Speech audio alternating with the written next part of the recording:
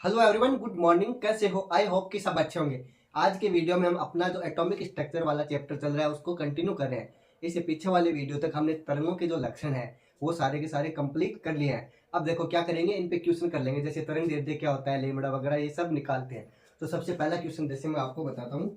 एक क्वेश्चन दिया हुआ आपको 5800 एंगस्ट्रॉम तरंग दैर्ध्य वाली। तरंग दैर्ध्य मतलब लेमड़ा। किससे रिप्रेजेंट करते हैं तरंग दैर्ध्य को? लेमड़ा से। तो तरंग दैर्ध्य वाले विकिरण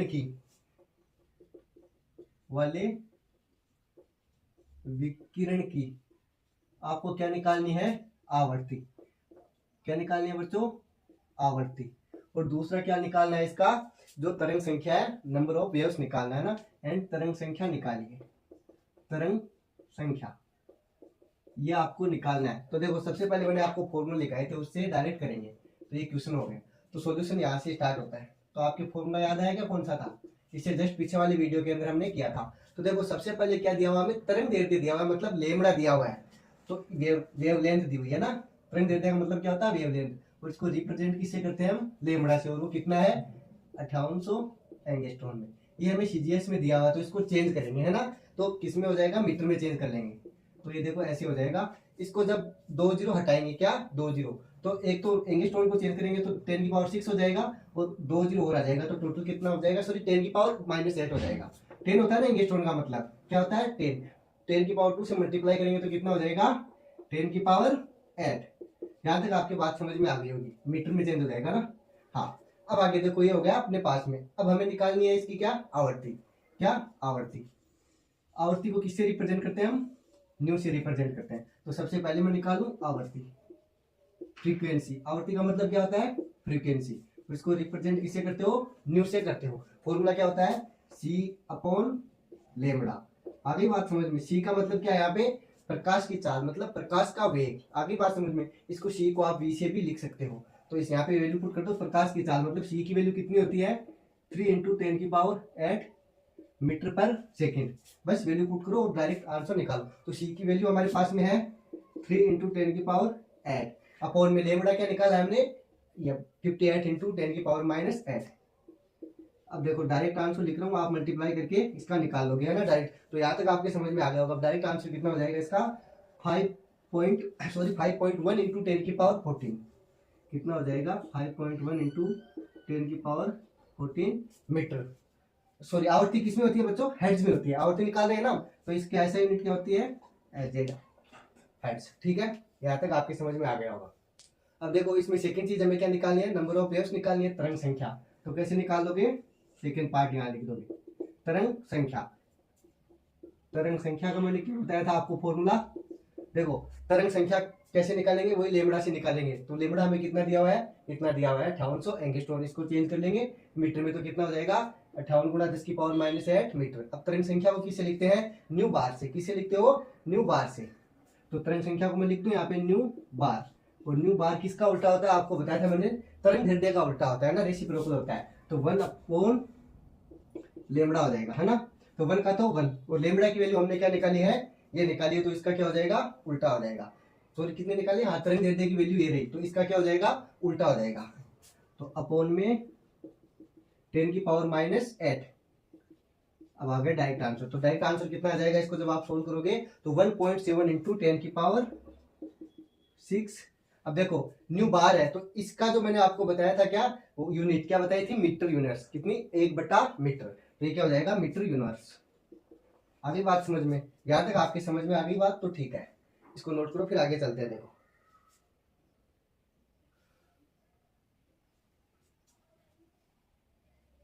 अगला क्वेश्चन करवाता हूं। देखो आपसे एक दृश्य स्पेक्ट्रम है, उसका तरंग दैर्ध्य रेंज है, वो आपको बैंगनी कलर की 400 नैनोमीटर दे रखी है।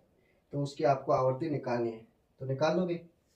तो 400 नैनोमीटर तरंग दैर्ध्य वाली विकिरण है, उसकी आवृत्ति निकालो। तो आपको मैं यहीं पे चेंज कर देता हूँ डायरेक्ट। कितना? 400 नैनोमीटर। कितना बच्चों? 400 नैनोमीटर। देखो अगला क्वेश्चन ये हो जाएगा। तो इसके लिए आपको क्या निकालनी है? 400 नैनोमीटर तरंग दैर्ध्य वाले विकिरण की आपको क्या निकालनी है? आवृत्ति निकालनी है। अभी बात समझ में? डायरेक्ट लिख देता हूँ। तो देखो आवृत्ति निकालो इसकी, बाकी सब वही रहेगा, यहाँ पे चेंज हो जाएगा बस। क्यों? नंबर चेंज हो गए ना, डिजिट। बाकी सेम टू सेम रहेगा। आवृत्ति आपको निकालनी है इसकी। कैसे निकालोगे? निकालो पहले, मैंने ऊपर लिख दिया क्वेश्चन, आपको सिर्फ आवृत्ति निकालनी है।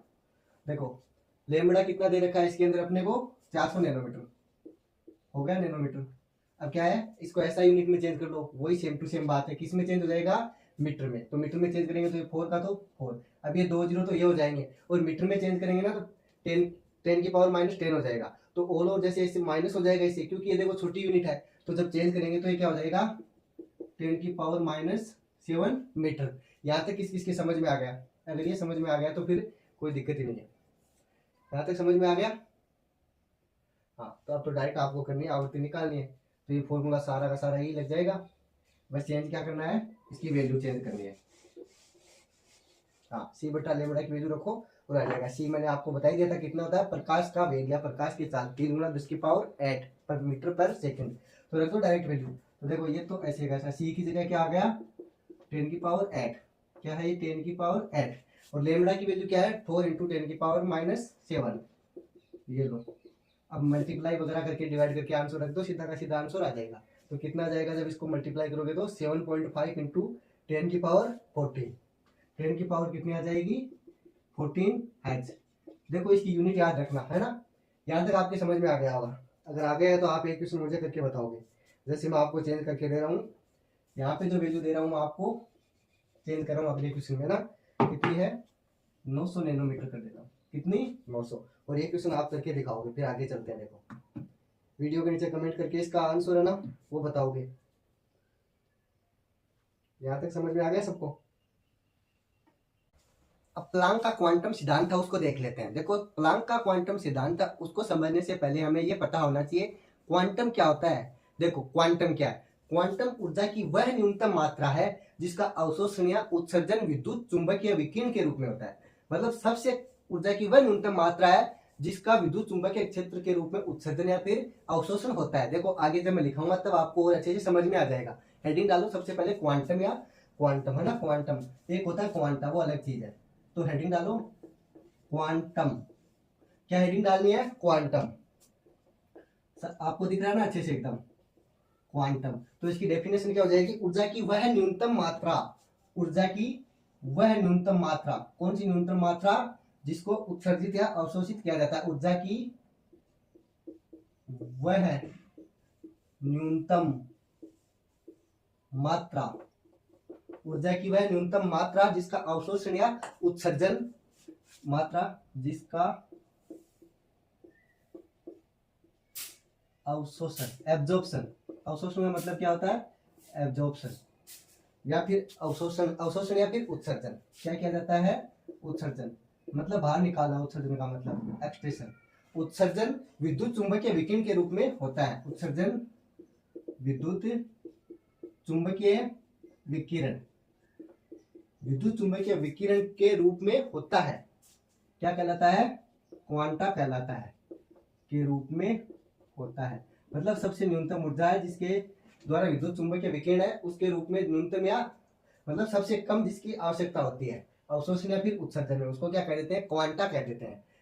यहाँ तक आपकी समझ में आ गया होगा। मिनिमम एनर्जी विच एब्जॉर्ब और emits in form of electromagnetic radiation. अब इसके बाद हम प्लांक का क्वांटम सिद्धांत है उसको पढ़ते हैं, क्वांटम थ्योरी बाय प्लांक। ठीक है, अब देखो मैं आपको बताऊं, यहाँ से इंपॉर्टेंट बात स्टार्ट हो जाती है, क्वेश्चन यहाँ से आने की संभावना हो जाती है। तो हेडिंग डालो प्लांक का क्वांटम सिद्धांत, क्वांटम थ्योरी बाय प्लांक। तो यहाँ पे लिखो प्लांक है, प्लांक का क्वांटम सिद्धांत। प्लांक का क्या है, क्वांटम सिद्धांत है। एकदम अच्छे से दिख रहा है? अगर नहीं दिख रहा है तो आप यहाँ पे देखो मैं बताऊंगा, लिख लो प्लांक का क्वांटम सिद्धांत, क्वांटम थ्योरी बाय प्लांक, लिख लो क्वांटम थ्योरी बाय प्लांक। देखो प्लांक नाम का साइंटिस्ट था, उसने ये थ्योरी दी थी, इसलिए उसके नाम पे क्या लिख दिया, इसका नाम लिख दिया प्लांक क्वांटम थ्योरी। देखो परमाणु होता है, क्या होता है, परमाणु होता है, उसके अंदर क्या होता है, अणु है, अणु होता है, उसमें ऊर्जा का उत्सर्जन या अवशोषण होता है। वो एक क्या होता है, पैकेट्स के रूप में होता है, मतलब एक साथ नहीं होता, धीरे धीरे होता है। जैसे कि मैं आपको कोई एक एग्जांपल से समझाऊं, यहाँ से जैसे हम किसी चीज में पानी डालते हैं तो एक तो होता है कि एक साथ में वो एब्जॉर्ब हो जाए, एक होता है कि वो थोड़ा थोड़ा टुकड़ों में एब्जॉर्ब हो, या फिर टुकड़ों में क्या हो उसका उत्सर्जन हो। तो उस चीज को हम क्या बोल देंगे, प्लांक का क्वांटम सिद्धांत। मतलब सतत रूप से नहीं होता, इसमें किसमें होता है, टुकड़ों में होता है। इतनी बात समझ में आ गई। तो परमाणु है, उसके अंदर जो ऊर्जा है उसका उत्सर्जन या अवशोषण किसमें होगा, विविध रूप में। विविध रूप मतलब क्या बोल देते हैं हम, डिस्क्रीटेड। क्या बोल देते हैं, डिस्क्रीटेड फॉर्म। तो यहाँ तक बात समझ में आ गई। मतलब डिसकंटिन्यूस रूप से उसका क्या होता है, एब्जॉर्प्शन होता है या इमिटेशन होता है। चलो लिखो इसके बारे में। देखो परमाणु है, परमाणु और अणु ऊर्जा का उत्सर्जन परमाणु के अंदर है ना। तो सीधा सा मैं लिख दूं अणु, अणु के अंदर, या फिर अणु लिख दो या परमाणु लिख दो, है ना। अणु या फिर परमाणु, एटम या फिर मॉलिक्यूल है, इसके अंदर ऊर्जा है उसका उत्सर्जन। देखो डायरेक्ट ऐसे लिखो, ऊर्जा हो गई, क्या हो गई, परमाणु हो गया या अणु हो गया, उसके अंदर ऊर्जा जैसे डालेंगे हम तो उसका क्या होगा, उत्सर्जन होगा। क्या होगा, उत्सर्जन होगा, या फिर क्या होगा, अवशोषण होगा। क्या होगा, अवशोषण। उत्सर्जन को तो क्या बोल दोगे आप, इमिटेशन, और इसको अवशोषण को क्या बोल दोगे, एब्जॉर्प्शन। तो लिखने की जरूरत नहीं है ना। हाँ, तो होता है तो किसके रूप में होता है, पैकेट्स के रूप में होता है, मतलब छोटे छोटे टुकड़ों के रूप में होता है, विविध रूप में बोल देते हैं उसको। क्या बोल देते हो, विविध। विविध का मतलब ही क्या होता है, छोटे छोटे टुकड़ों के अंदर होना। किसके अंदर, छोटे छोटे टुकड़ों के अंदर होना। ठीक है, तो यहाँ तक DISCRITED यहाँ तक समझ में आ गया है ना। तो डिस्क्रीटेड फॉर्म हो गई। ठीक है, तो सतत मतलब एक तो कंटिन्यूस होता है, और इसमें क्या होगा, इसका मतलब असतत रूप से होता है। किसके रूप में, असतत रूप में। तो डिस्क्रीटेड फॉर्म हो गई है ना। अब यहाँ तक बात समझ में आ गई। इसका मतलब मैं आपको एक छोटी सी बात और बता दूं।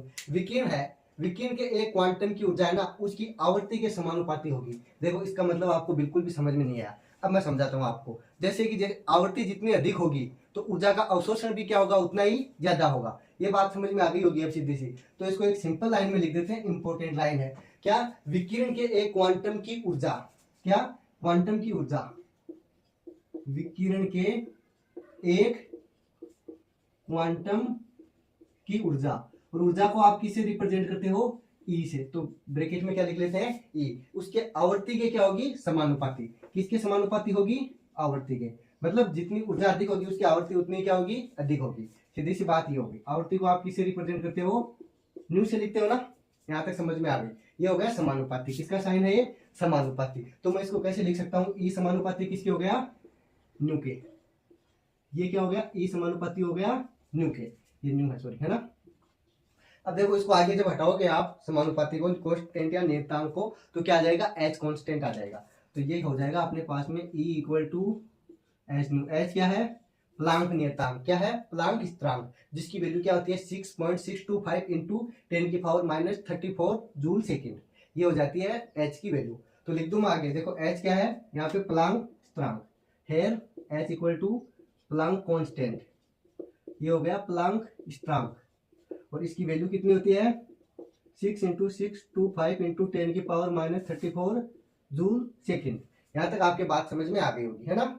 इसका स्क्रीनशॉट लो, फिर आगे चलते हैं। देखो सीधा सा मतलब ये हुआ, क्वांटम की ऊर्जा जितनी ज्यादा होगी उसकी आवर्ती भी उतनी क्या होगी, अधिक होगी। ठीक है, चले आगे।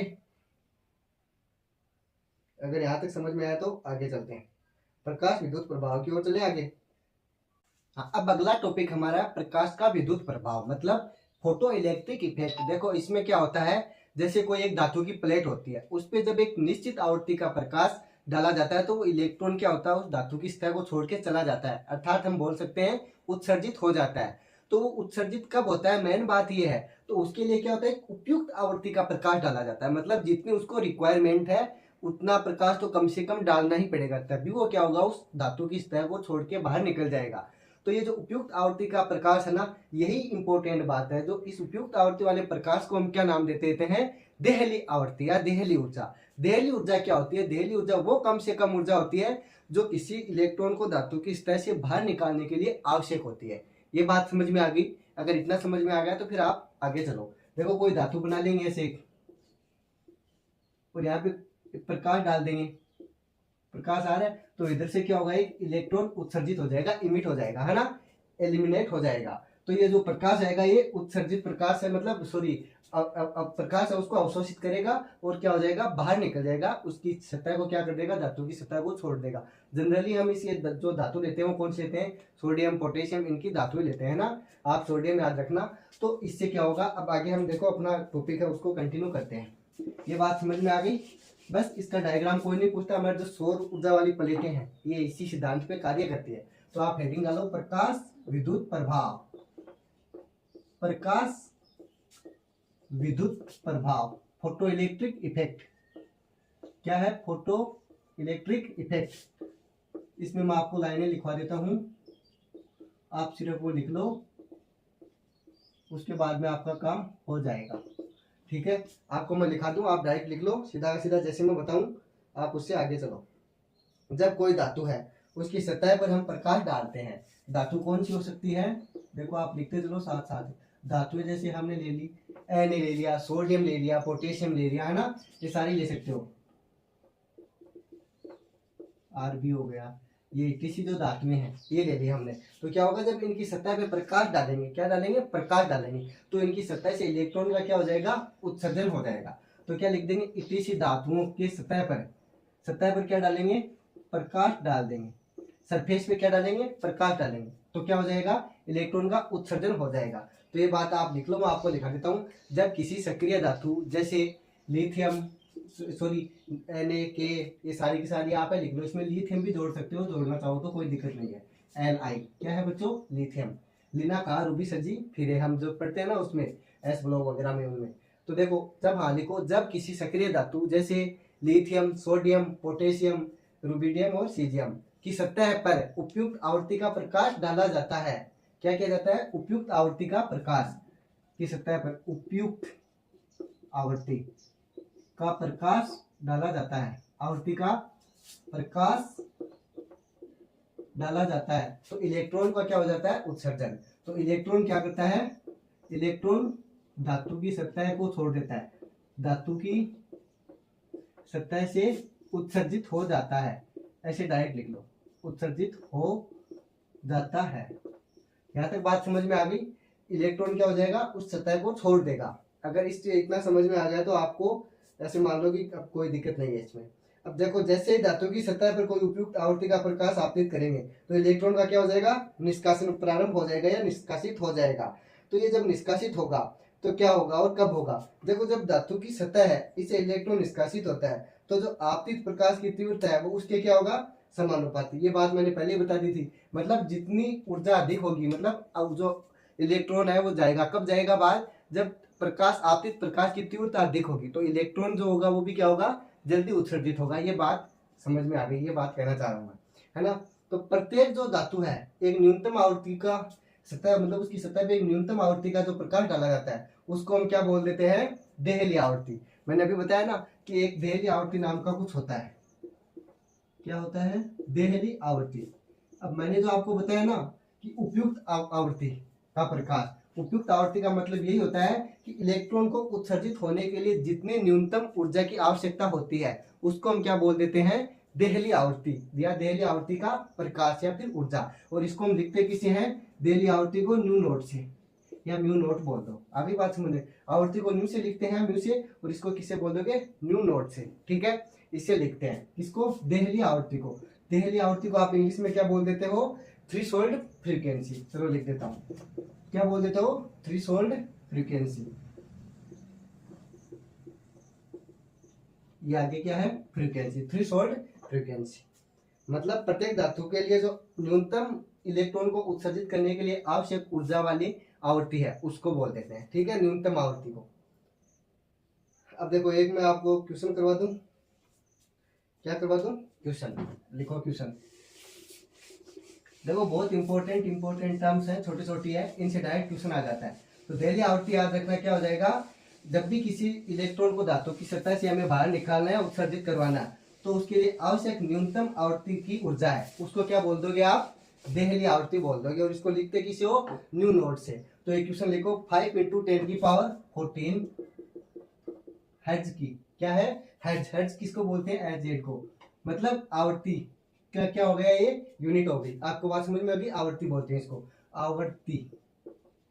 एच जेड लगते ही पता चलना चाहिए, है ना। आवृत्ति वाले विकिरण, आवृत्ति वाले विकिरण की ऊर्जा ज्ञात कीजिए। वाले विकिरण की ऊर्जा, ऊर्जा मीन्स आपको क्या निकालनी है, ई।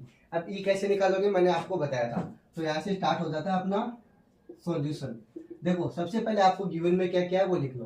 तो आवृत्ति मीन्स ये दिया हुआ आपको, कितना दिया हुआ है, 5 इंटू 10 की पावर 14 एच जेड, ठीक है। इतना समझ में आ गया, ये तो हो गया गिवन में। अब आपको निकालना है क्या, एनर्जी मीन्स ई। और वो फॉर्मूला मैंने क्या बताया था आपको अभी, ई इक्वल टू क्या होता है, एच न्यू। और एच की वैल्यू कितनी बताई थी, 6.625 इंटू 10 की पावर माइनस 34।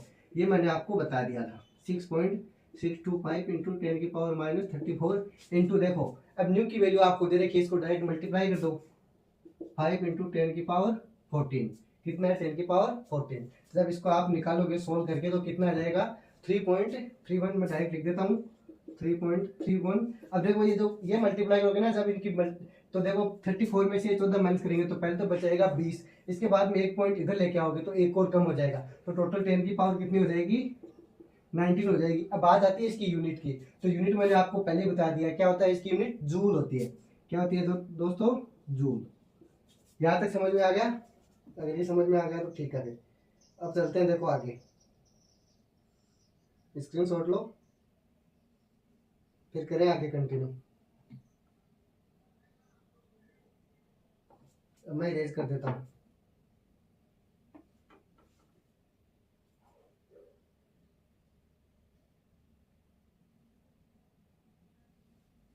देखो अगला टॉपिक स्टार्ट करेंगे। अब अगला टॉपिक कौन सा आपने, डी ब्रोगली सिद्धांत। डी ब्रोगली ने क्या बताया था, किसी को याद है क्या?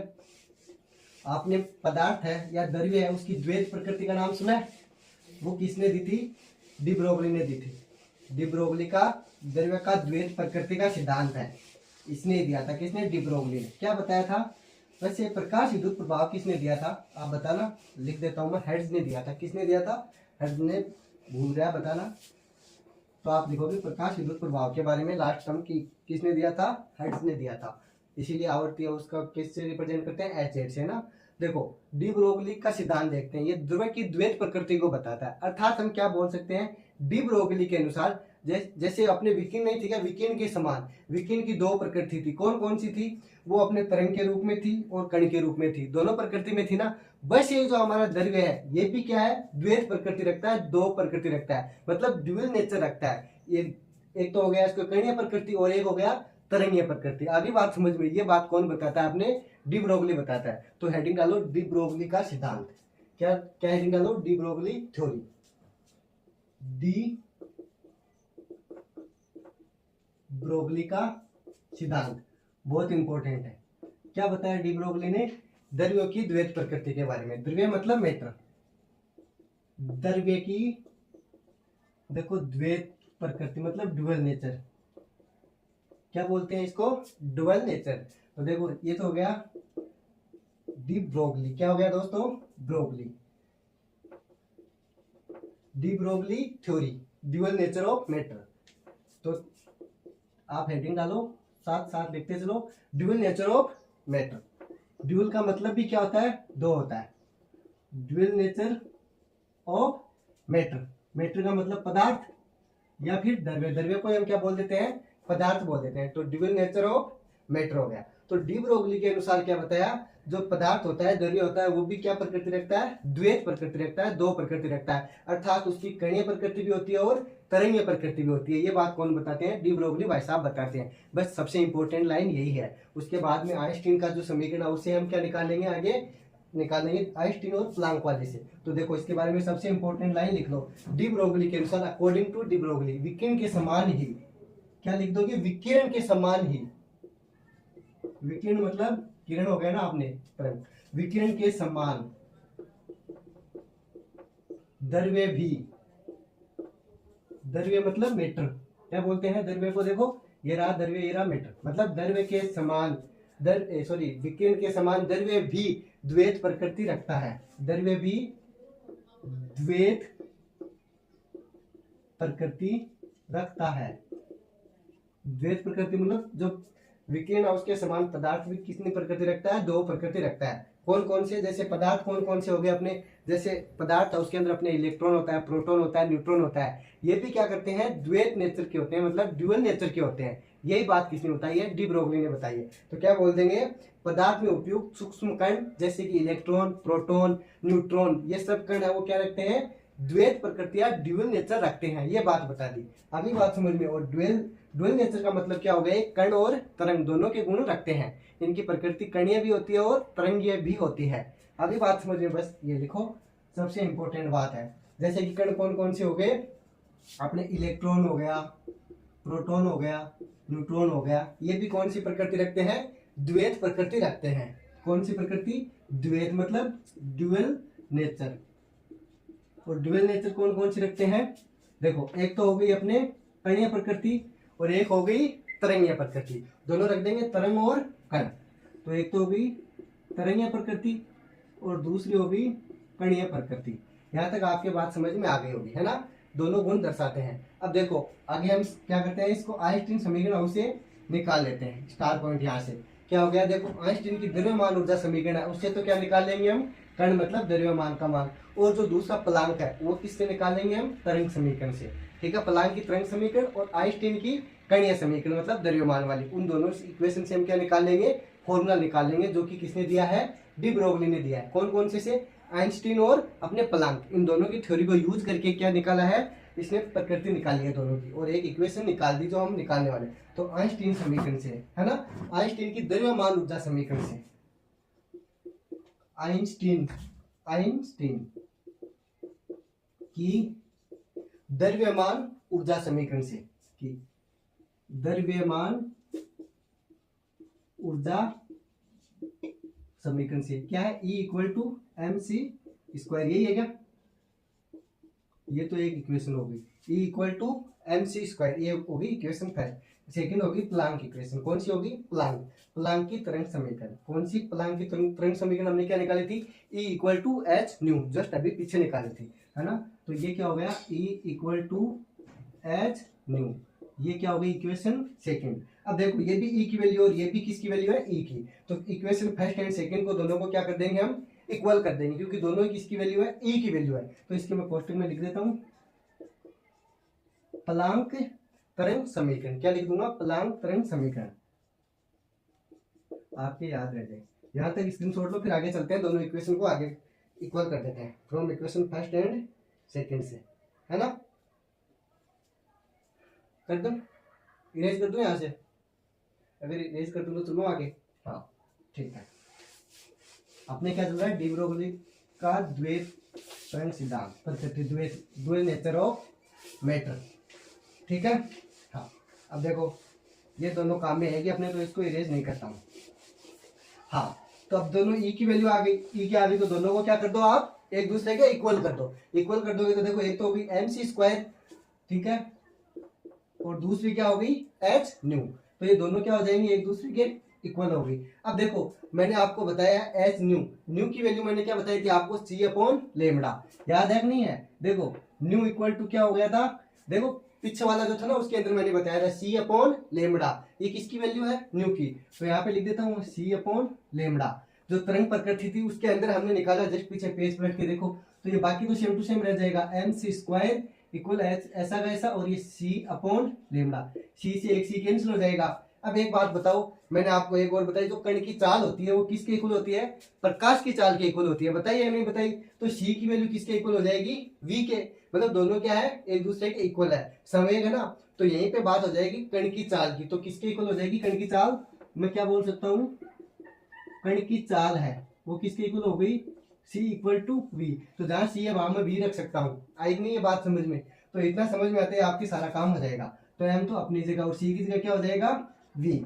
और एच का एच, ऐसा का ऐसा, अपॉन में क्या है? ये लेमड़ा, एच अपॉन लेमड़ा। इसको मैं इरेज कर देता हूँ नीचे वाले को, अब अपने काम का नहीं है ये। आगे चलते चलो। हाँ, एक तो आ गया M V equal to H upon lambda.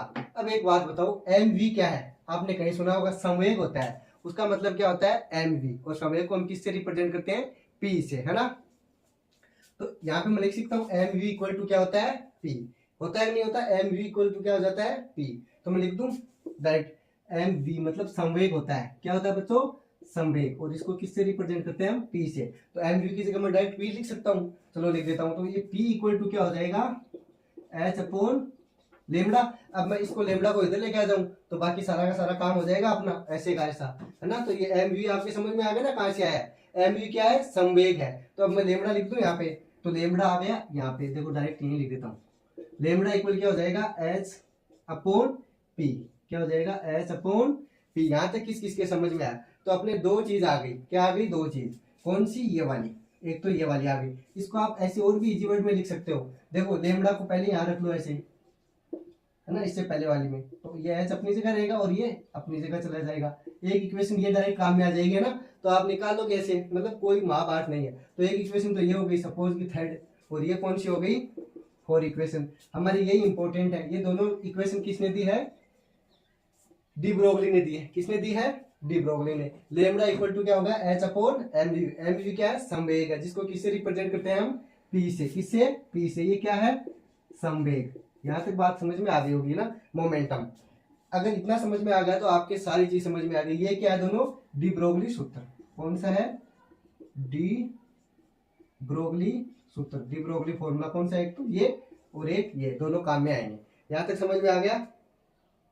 अगर इतना समझ में आ गया तो एक क्वेश्चन करते हैं। फिर आपको मैं क्वेश्चन देता हूँ, अगली क्लास में करेंगे। अभी थोड़ा सा टाइम हो गया अगली क्लास का, मैं क्वेश्चन कल लेके आऊंगा क्लास के अंदर। चलो मिलते हैं जल्दी, कल नया टॉपिक स्टार्ट करेंगे। आपको यहाँ तक समझ में आया होगा। हमारा डी ब्रोगली जो है ये कंप्लीट होता है। इस पे क्वेश्चन मैं आपको कल करवा दूंगा। सो मिलते हैं जल्दी एक और हाइजीन वर्क के अनिश्चितता के सिद्धांत के ऊपर कल वाली वीडियो में। तब तक आप पढ़ते रहो, मस्त रहो। Thank you, thanks for watching.